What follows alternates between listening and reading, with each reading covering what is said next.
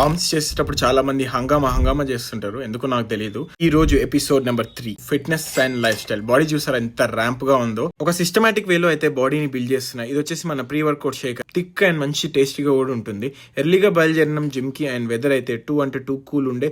ఏదో early morning వెళ్ళిన feeling ఉండే. సెలార్ లోకి వెళ్ళగానే కొంచెం ఎర్లీగా పోయేసరికి పాత మెట్స్ అంతా ఉండే అనమాట. అంతా అతిరథ మహారథులు ఉండే. ఇంకా అందరికి హాయ్ హలో చెప్పుకుంటూ పోయేసరికి టైం అయిపోయింది అనమాట.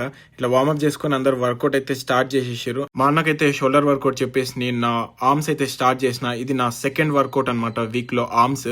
ఏదైనా కామ్ గా చాలా ఇంటెన్స్ గా ట్రైన్ చేస్తా. కర్ల్స్ అయిపోయిన తర్వాత హ్యామరింగ్ అయితే ఒక 4 సెట్స్ చేసిన. 4 sets preacher curls 3 variations చేస్తాను అనమాట ఆర్మ్స్ ఎప్పుడైనా. ట్రైసిప్ ఈ గ్రిప్ చూడండి, చాలా అంటే చాలా ఇంటెన్స్ గా పడుతుంది అండ్ ఐసోలేషన్ బాగా అవుతుంది.